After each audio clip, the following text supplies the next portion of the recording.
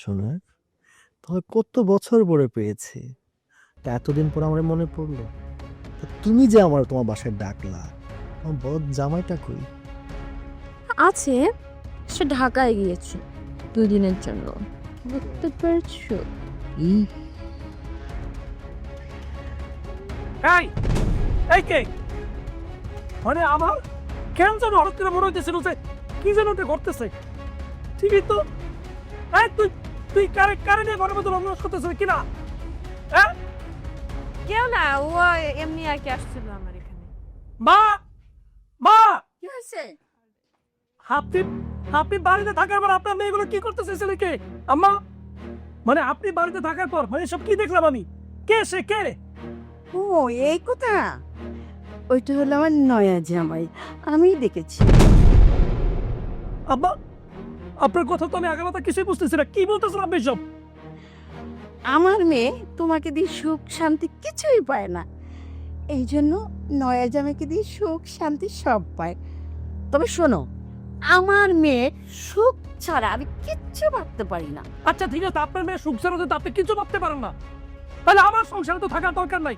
আমি যে সম্পত্তি আপনার মেয়ের নামে লিখে দিছি, আপনি আমাকে পেয়ে দেন এবং আমার সংসার থেকে এখন এই মুহূর্তে আপনার মেয়েকে নিয়ে বের হয়ে যাবেন। এই বেয়াদব, কিসের সম্পত্তি? কান গরম করে দেবো। নয়া জামাই, ওর ঘাট ধাক্কা দিয়ে বের করে দাও। তুমি তো একটা বলো, হ্যাঁ?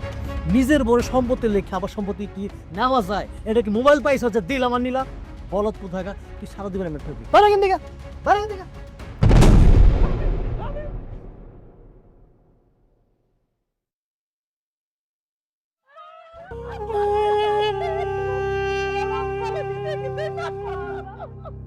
আপা,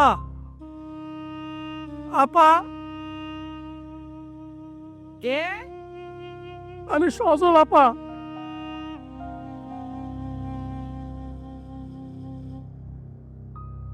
বাবা বাবা, গরিবের বাড়িতে এত বড় হাতির পাড়া কেন? আমার কি কোনো হানে সাইন দেওয়া বাকি আছে? পাকাপোক্ত ভাবে যেন সম্পত্তিটা তর হয়ে যায়, কোনোদিন যেন ভাগের জন্য আমি আর ওই বাড়িতে যাইতে না পারি। না রে আপা, আমি কোনো সাইন নেওয়ার লেগে আই নাই। আমি এসে তোমার কাছে ক্ষমা চাওয়ার লেগে। ক্ষমা? কিসের ক্ষমা? তোমার হক মাইরে খাইছি, সেই ক্ষমা। বুইনের হক মাইরে যারা খায় তারা যে সুখে থাকতে পারে না, সেটার জলজন্ত প্রমাণ আজকে আমি আপা। আমার সব শেষ হয়ে গেছে আপা, আমার সব শেষ হয়ে গেছে। কি করছ? যাকে হোক সুখের জন্য